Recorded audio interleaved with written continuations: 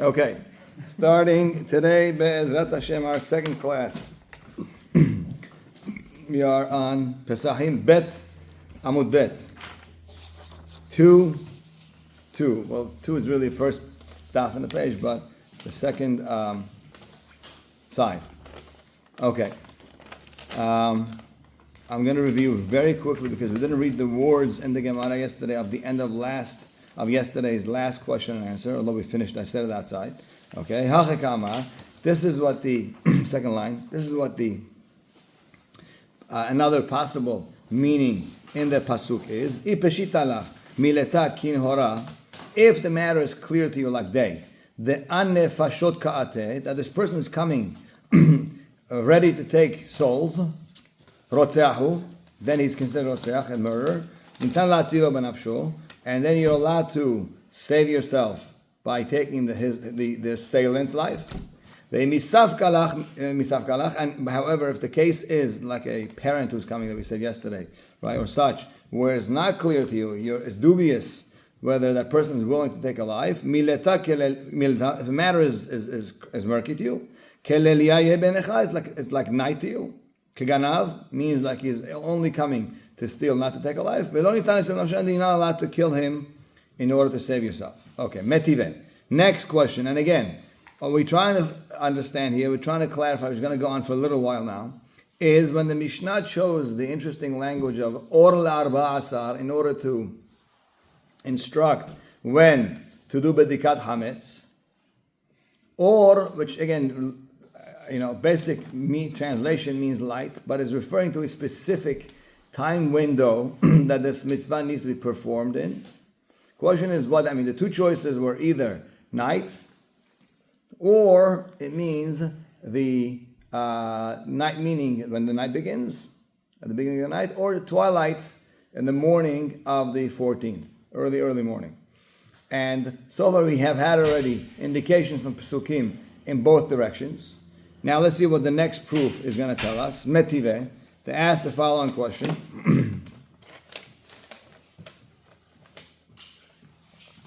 Yahshechu kochve nishpo yekav laor v'ayin v'al yir'eh ba'afafei shahar. Now this pasuk is an interesting place. This pasuk is from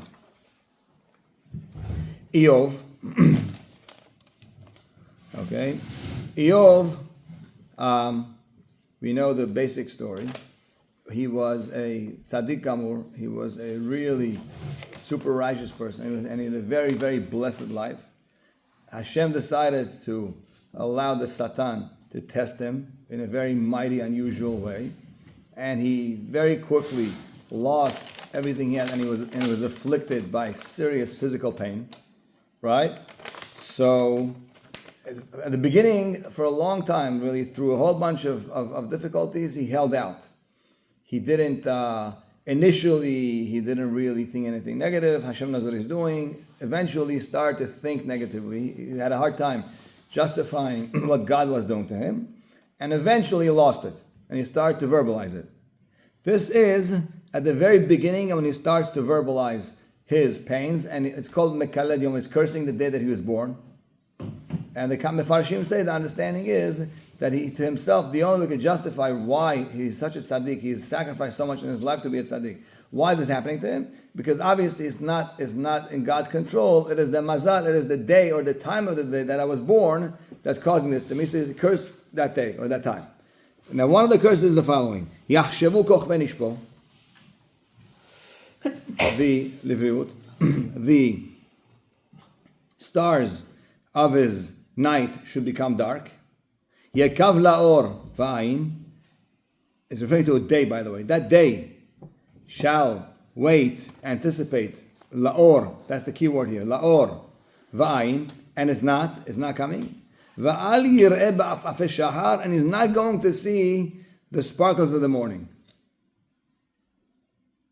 Midikamas. The Gemara says they can make a very, very basic inference, a very basic diuk, what the meaning of the word or in this pasuk is. Doesn't it say yekav laor va'ayin? It says that evening is going to hope, anticipate, or, and it ain't coming. it must be alma, you see, or yemamahu. Or means day. Right? A night that is dark and gloomy and scary, what do you anticipate? The morning, right? The morning. The Gemara says no. Again, we could read this pasuk differently and there'll be no proof. Hatam, there, melatu de kalayet le'iyov lemazaleh. The Gemara says, don't forget that what he's doing in this pasuk is one of the curses that he's belting at his own mazal, at his own constellation of the time that he was born. What's he saying? Amar, he's saying the following. Yeher ava, yeher atzon, this should be so. The litzapehach kavra linhora is cursing himself. It should be that man, meaning himself, should anticipate nehora, light, not day, rather the light that comes in the day. Vela lashkehe. He's never going to find it. So again, the word or, which seemed to be referring here to a time period, which would have answered the question for us, now is redirected to mean not time, but rather just plain light, in the context of the curse he's giving himself, and therefore again, there's no proof as to what or means in time period. Metive, next proof. Vaomar, this is David HaMelech said in Tehillim, Ach choshech yeshufeni. King David says, I said to myself, only darkness is going to enwrap me. Velayla or ba'adeni. But in reality, night became or for me. Alma, again you see, or yemamau. David HaMelech is the opposite of Eov. He is expressing his appreciation for the fact that he was very pessimistic and Hashem just did the opposite for him. Hashem gave him all the support and the light and the warmth, whatever he needed. So if he says my laila, my night turned into or for me, what does that seem to connote? Or must mean day. Okay? The Gemara says no. Again, read this differently. Hatam, over there. Hache ka'amar David. This is what he was saying. Ani amarti, I said to myself, I was pessimistic enough, I was judgmental enough of myself that I was expecting, choshech yeshufeni la'olam haba, shu domeh layom. Masechet Bava Metziah, the Talmud says, on a pasuk, Tashet choshech v'hi layla, bo tirmos kol hayto ya'ar, that at night all the predators walk around. Talmud says, Laila refers to Olam Hazeh. This world is a world of darkness and unclarity. The world to come is Nimshal Leyom. The world to come, Olam Haba, is compared to day because it's a time of clarity. Okay? So far so good? So now David is the following. In that context, he's saying, I said to myself, there's the re-ring of the pasuk, again in a different way. What is it like this? I said to myself that my Yom, my Olam Haba, which is supposed to be a time of clarity and splendor, choshech, is going to be a time of darkness and gloom. You know why? Because I suspected myself that I'm going to bear my sins. You know what happened? But the opposite. Achshav. Now, the opposite happened to me. This world, which the Talmud says is essentially compared to night, or ba'adani, became light for me. Meaning, the opposite of what I expected, Hashem was kind enough to do the opposite for me. Even my life in this world turned into a life of light and happiness, right? But again, in this context, what does or mean? It means light, doesn't mean time period. It's no proof anymore. Okay, metive. Next proof. Rabbi Yehuda Omer. Now, our Mishnah didn't really what's the word? Elaborate. Didn't really specify whose opinion the Mishnah is telling us. When the Mishnah said you check for chametz or l'arba asar. Okay, it's anonymous, it's not Mishnah.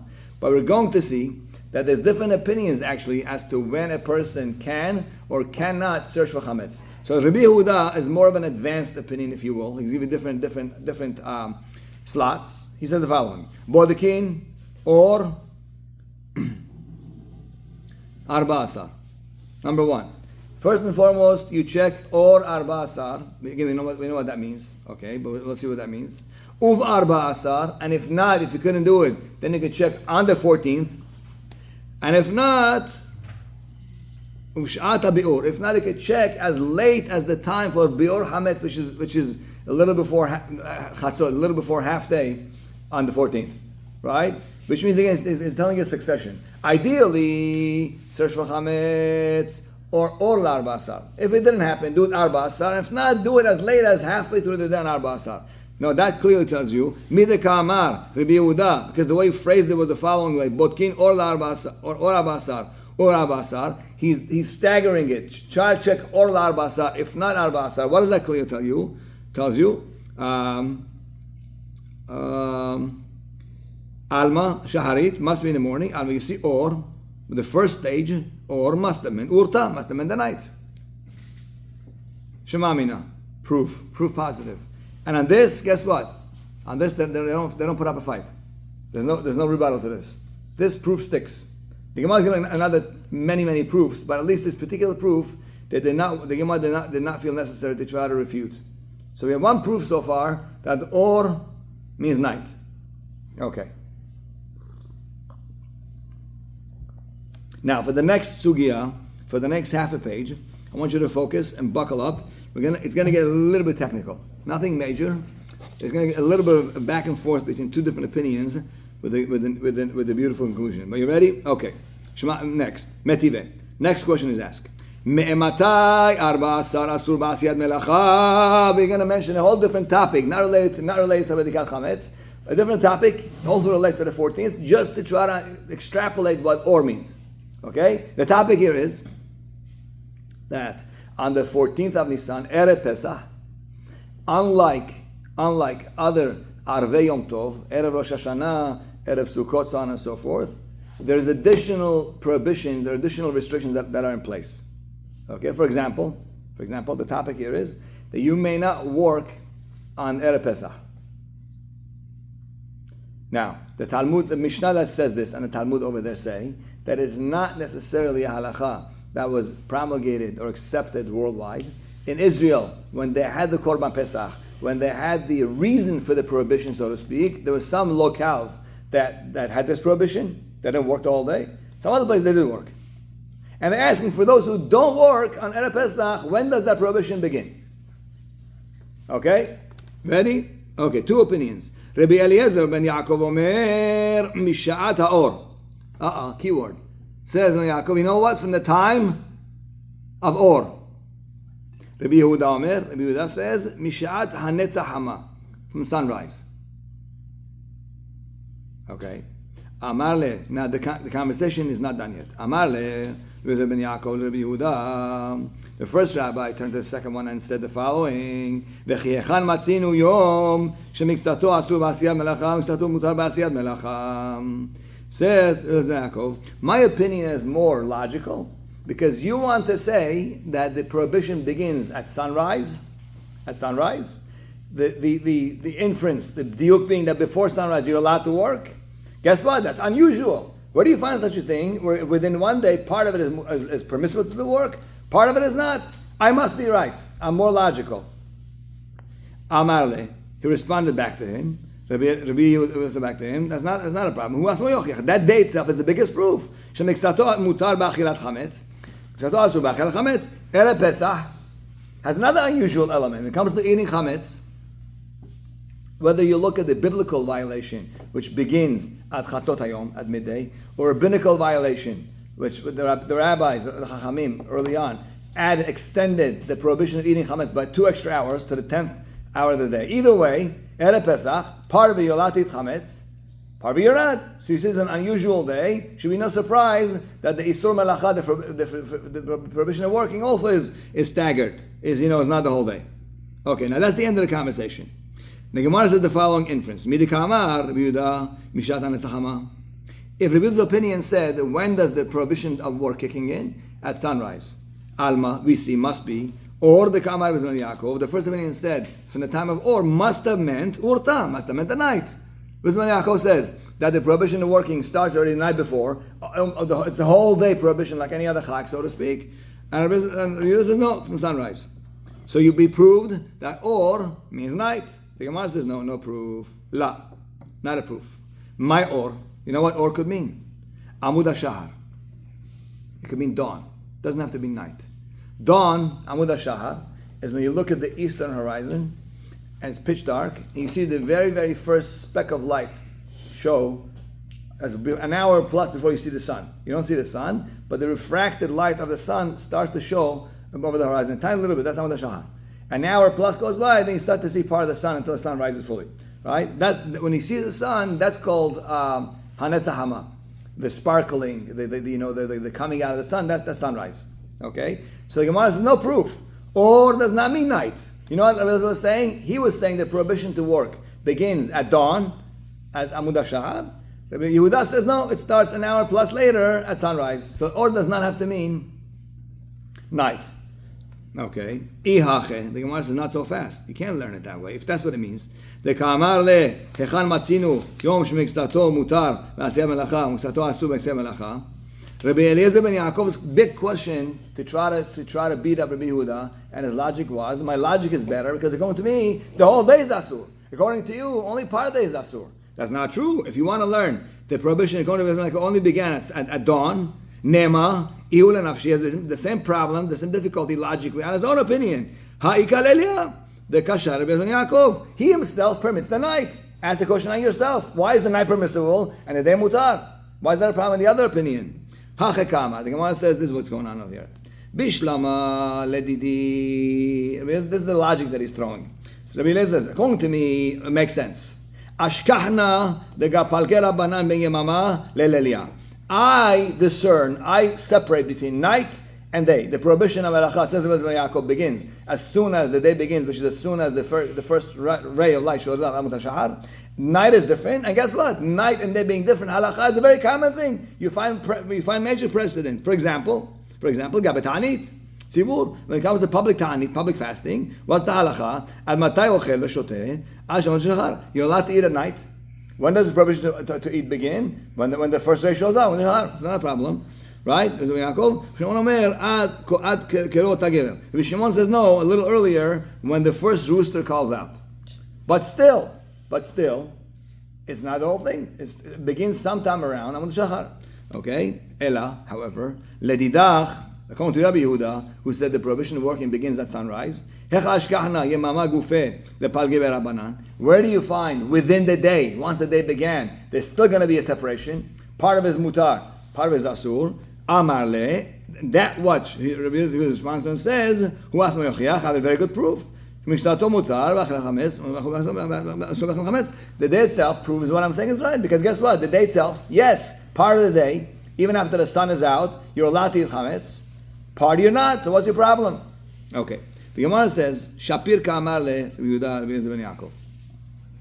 This last answer seems very logical. If your beef with me is the fact that I'm permitting you to do work in the morning, early morning, when the sun rises you have to stop, what's the problem? Chametz is the same thing. Why is that bothering you? So what? The day is partially that. Why is that a problem? Look at Achilat Chametz, the precedent is there. The Gemara says, not so fast. Okay? Hacheka amar le Rabbi Eliezer. This is the question. Amen alach ana melacha derabanan. I am talking about the part, the concept, the situation that I'm not willing to tolerate. A day being wishy-washy, a day being both, a day starting permissible and becoming asur. That's talking about a prohibition of melacha, a work that's rabbinical. I cannot understand, I cannot tolerate a rabbinical halacha that's put in there as a safeguard, only applying to part of the day. The rabbis wouldn't do that. You want to prove me from achilat chametz? That's biblical. That's minat Torah. V'at amatli chametz. The oraita chametz, the prohibition of chametz is biblical. It's minat Torah. The Torah could do whatever it wants. The Torah says until chatzot you're allowed to eat. After chatzot, what's the problem? Da'adhacha asara hamana, ba'adhacha shara hamana. The Torah decides when to forbid and when to permit. So now this is a good point. So now what is the Rebbe going to come back and say to this? Veidach, the other rabbi, Rabbi Yehuda, says back, no. Guess what? Sha'ot, the Rabbanan. You didn't catch me, Habibi. You know why? Because biblically you're right. Mina Torah, Yisur Chametz begins at Chatzot Hayom, midday. It's true. But guess what? Didn't the rabbi extend by 2 hours? So you have a rabbinical halacha. It's a safeguard halacha. The rabbi Chachamim put it in. And guess what? They didn't say the whole day. What do they say? 4 hours into the day. 2 hours of Chatzot. So you see, within the Rabbanan, I have precedent. You can also have a partial day. So that's not a question you're asking me. Veidach, the other rabbi says back, Harchaka u'da'avud Rabbanan le'doraita. There, they would do that. You know why? Because what they're coming to do, they're coming to protect Halacha min Torah. The Torah says chametz has to stop by chatzot hayom. The rabbis didn't want you to go to the last of the wire. They added a couple hours as a protection for the midoraita, for the Halacha min Torah. That's understandable. But the isur melacha, the reason why the rabbi stepped in and said he can't work, was not a protection of the Doraita, was its own category of halacha. There I can't tolerate a distinction. It's either the whole day or none of the day. Okay? Now, okay. So we figured out this conversation. At the end of the day, is there a proof to what the word or means as far as our discussion? No, because or here could have meant alot hashahar. Right? Just one proof. One proof. So, yeah, the previous proof. This was, and it was rejected. Okay? Metive. Next proof. Now, let me tell you what's going on over here. An unrelated topic, which is interesting. In the old days, the right way, proper Jewish way of making a calendar is very impromptu. Every month you have to do it. Every month you used to have a special panel of Chachamim assigned to what's called the Kiddush HaChodesh, of sanctifying the new moon. And that people who were moon gazers, whose job was, hobby or job, whatever it was, to go sit out there, find a clear spot, and look to see the new moon. It's all art how to see it. When they would spot the new moon, two witnesses would have to run to Bet Din, to the special panel in the Beit HaMikdash, and testify. They would cross-examine them, they would take the testimony, and guess what happened? It becomes Rosh Chodesh. Right? Now, a Hebrew month is only going to be 29 or 30, never get more than 30 days. English month is 30 or 31. Hebrew is 29 or 30. So if, for some reason, they could not sanctify the new moon, even though it was up in Shamayim, why? Because it was all cloudy or something else happened, whatever it is, it wouldn't happen that evening. But by default, the following evening, comes Rosh Chodesh automatically. Okay? So far, so good? Okay. Now, the question is, once the new moon is determined and sanctified, how do you, out in the world, without having email and Morse code and other kinds of electronic or digital or satellite communication, how do you get the word out to the whole world? The answer is they used to have a basic system. At least that's how the system began. They would have somebody lighting a fire by the Bet Din, and the closest mountain had people sitting, waiting on a mountain with their own torches. They would see the fire here. They would light a torch and wave it. The next mountain would flash and wave it. It would get to Babylon, to Babel, within a few hours, the word. All the way to Babel.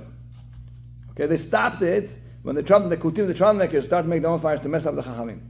But that was the initial thing. Okay, now, says the source here. Next source. En masi'in, mas'ot, ela ala chodesh, shenir'a bizmano lekadesho. You only light a torch. The system would only be implemented when the chodesh, when the month is sanctified, bizmano, at the right time, when you saw the moon, not when it got pushed off by default to the next evening. In a situation where the chodesh was actually sighted, the moon was sighted at the night time, and you sanctified it on the 30th night, not the 31st, at what point do you then pull up and do the torch dance, so to speak? Not right then and there, that night, the following night. Masuot leor iburo. The or of the day that it would have been impregnated. The night of the day would have become the 31st day. And guess what? Or, same keyword, right? We see or. What does or mean? Urta. At night, because during the day, torch means nothing. The torch during the day is not going to, right? Must be, okay? Otau, shema mina. Proof. Again, proof that we couldn't do a few. Two proofs so far. Or means urta. Last proof. Metive. Hayom kol halayla umakriv ala mizbeach. Now, the korbanot that are brought are always brought, sacrificed, and processed during the day. And they're put on the mizbeach, the zrikat tamim, the sprinkling of the blood, happens during the day, before shkia, and so on and so forth. The only thing that's done at night is the imurim, the inners, the guts, and other parts of the animal they put at night and burn through the night. Okay? Now, if a kohen is on the mizbeach working the whole night, trying to burn the imurim, okay? Le'ora, again, when it comes to ora, ta'on kiddush raglayim, he has to rewash his hands and his feet. Before a Kohen starts to work in the Beit HaMikdash every morning, he has to have a Kiddush, he has to do Netilat Yadayim to stand his feet together. It's a special sacramental thing, right? There's one opinion that says Netilat Yadayim we do nowadays is actually pattern after that special mitzvah, fine, okay? But the halacha is that even if he didn't touch anything or whatever it is, because of the fact that is lina, that a whole night went by, when the new day comes, he has to do a new Netilah, a new Kiddush. Guess what? What does Ora mean? You see over here, Ora means day, right? The opposite proof. The Gemara answers, Rabbi says this. So you prove, at least going to Rabbi, Ora must mean day. The Gemara says you're right. You prove to me that. But guess what? Ora Shan. You prove to me that Ora with a hey. Ora with a hey means day. You did not prove to me that Or without a hey means. You have two proofs from other places. Or without a hey means night. As a time window.